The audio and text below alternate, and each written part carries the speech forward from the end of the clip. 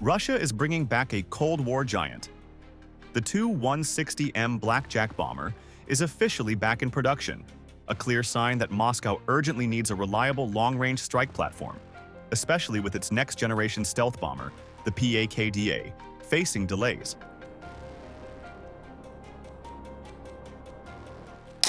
Despite receiving major upgrades, like new engines, advanced electronic warfare systems, and even a radar-absorbing coating, the Tu-160M is still not a stealth aircraft. It remains a powerful but visible relic of the Soviet era. This bomber can launch nuclear and conventional cruise missiles from outside Ukrainian air defense zones. But the big question is, can Russia afford to keep building these aircraft? With the economy struggling and Western sanctions tightening, many analysts doubt it. Despite the challenges, Russia plans to produce 50 new Tu-160M bombers, doubling down on this legendary aircraft. But does this mean the PAKDA stealth bomber is in trouble? In what might seem like an odd decision, Russia has restarted production of the Tu-160M Blackjack bomber, a design from the 1980s. Production originally stopped in 1995, but a decade ago, Moscow decided to bring it back.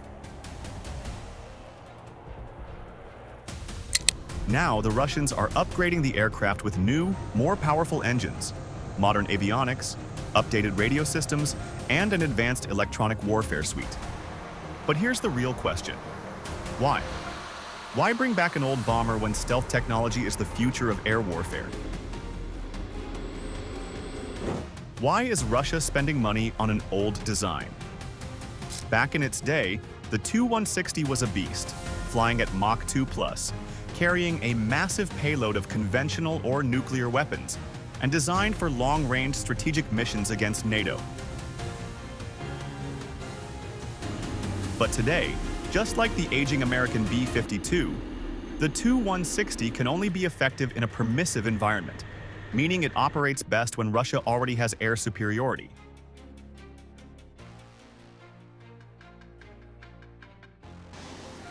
So why is Russia investing in more of these bombers? Because its next-generation stealth bomber, the PAKDA Poslanik, is nowhere near ready. Some even believe it's just another one of Putin's wonder weapons that will never actually be built. With the PAKDA years away, Russia needs a long-range strike platform now, especially for its war in Ukraine. And that means relying on the Tu-160M. But not everyone in Russia supports this move. Even inside Russia, there's debate. Military expert Andrei Gorbachevsky, who worked in aviation research for 20 years, openly opposed reviving the Tu-160. In 2018, he wrote a scathing article questioning whether Russia could even afford to build, maintain, and upgrade these bombers given the country's economic struggles and Western sanctions. Still, Russia is pushing forward. The goal? Build up to 50 new Tu-160Ms, while upgrading 16 older models. The plan is to produce 2 per year, an ambitious target considering the logistical and financial challenges. What's new in the Tu-160M? While the airframe looks the same, these modernized bombers are getting new low observable coating to reduce radar detection, more powerful engines for better range and speed,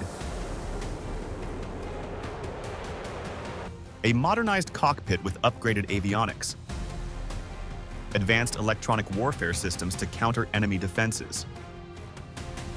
Despite these enhancements, the Tu-160M is still not a stealth bomber, a major disadvantage in modern warfare. Tu-160M in combat. What can it do? The Blackjack's strength lies in standoff strikes, launching cruise missiles from beyond enemy air defenses. Each Tu-160M can carry 6 Kh-55SM cruise missiles, nuclear or conventional, 12 AS-16 kickback short-range nuclear missiles, up to 100,000 pounds of ordnance.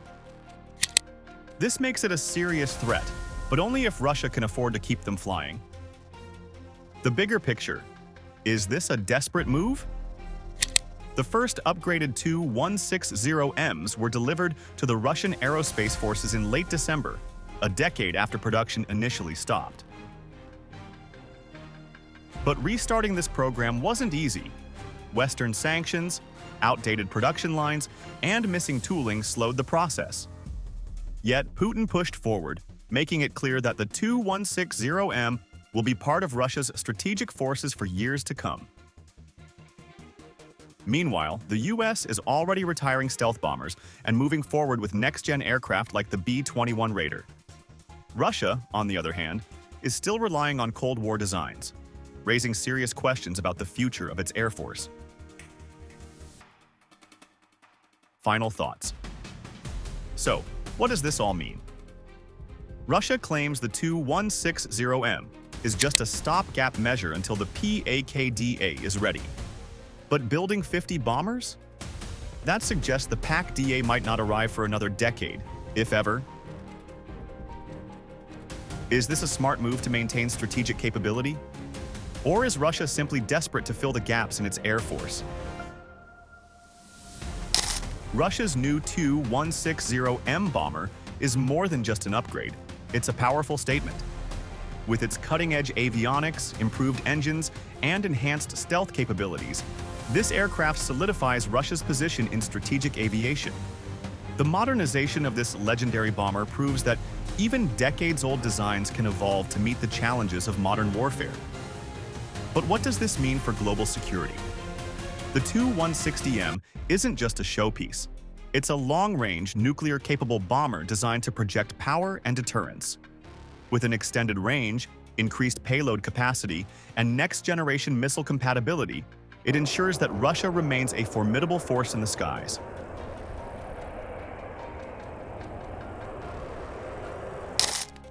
While some argue that heavy bombers are becoming obsolete in an age of hypersonic missiles and advanced air defenses, the Tu-160M tells a different story.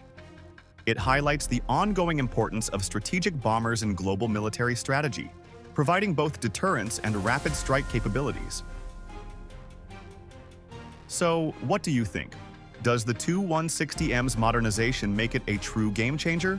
Or is it just an expensive upgrade to an aging platform? Let us know your thoughts in the comments below. If you enjoyed this video and want to see more content about military aviation, defense technology, and global security, make sure to hit the like button, subscribe to our channel, and turn on notifications so you never miss an update. Thanks for watching, and we'll see you in the next video.